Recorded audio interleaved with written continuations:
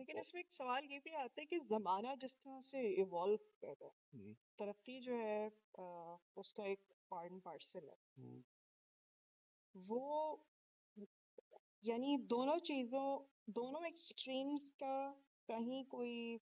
اس میں کوئی میانہ روی ہو کہ نہ اس چیز سے پورا کٹا جائے اور ظاہر ہے بالکل اس طرح سے بھی زندگی نہیں گزاری جا سکتی، تو ان دونوں چیزوں کا ایک بیلنس کیا ہے؟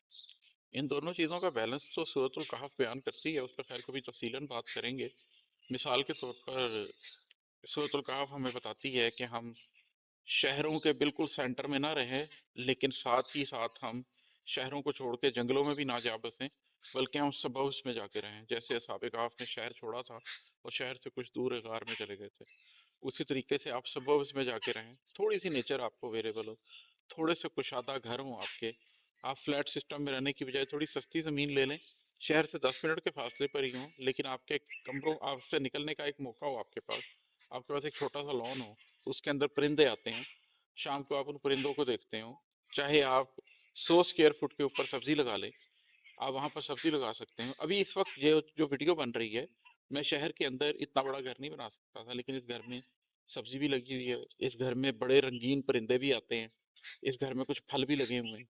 تو آپ نے اپنے آپ کو نیچر سے کنیکٹڈ رکھنا ہے۔ اسی طرح جب ہم سوشل میڈیا کی بات کر رہے ہیں، تو آپ اپنے گھر میں انٹرنیٹ لگوائیں، آپ کے پاس لیپ ٹاپ ہو، آپ اس لیپ ٹاپ کو یوز کرتے ہیں، لیکن 4 4 سال کے بچوں کے ہاتھ میں اسمارٹ فون پکڑا کے ان کی زندگی کو اسمارٹ فون کے اندر جکڑ نہ دیں۔ تو وہ ایک بیلنس آپ نے کریٹ کرنا ہے، یہ حقیقت ہے کہ اس زندگی کے ساتھ تو آپ نے چلنا ہے، لیکن اس زندگی کو اپنے اوپر حاوی نہیں کرنے دینا۔ حضرت علی رضی اللہ تعالیٰ عنہ کا قول ہے کہ اس میں کوئی مذائقہ نہیں ہے کہ تم دنیا کو آن کرو، لیکن اس میں شدید مسئلہ ہے کہ دنیا تمہیں آن کرے۔ آپ چیزوں کو پوزیس کریں، اٹس فائن، لیکن چیزیں آپ کو پوزیس کریں، یہ ٹھیک نہیں ہے۔ ٹیکنالوجی نے ہمیں پوزیس کرنا شروع کر دیا، جب ٹیکنالوجی ہمیں پوزیس کرتی ہے تو پھر ہم تنہا ہوتے ہیں۔ مثلاً اگر کوئی کہے کہ میرے پاس ٹیلی فون آ گیا ہے اور اب میں اپنے پیاروں سے زیادہ رابطے میں رہتا ہوں، تو بالکل ٹھیک ہے، میں اس ٹیکنالوجی کو امبریس کروں گا کہ آپ ہر شخص سے روز نہیں مل سکتے، لیکن اگر آپ کے پاس فون ہے تو آپ اپنے تمام صلہ رحمی کے رشتوں سے، دوستوں سے، یاروں سے روزانہ رابطہ کریں گے۔ لیکن کیا ایسے ہی ہو رہا ہے؟ ہر شخص کے ہاتھ میں موبائل ہے، لیکن وہ اپنوں سے دور ہے،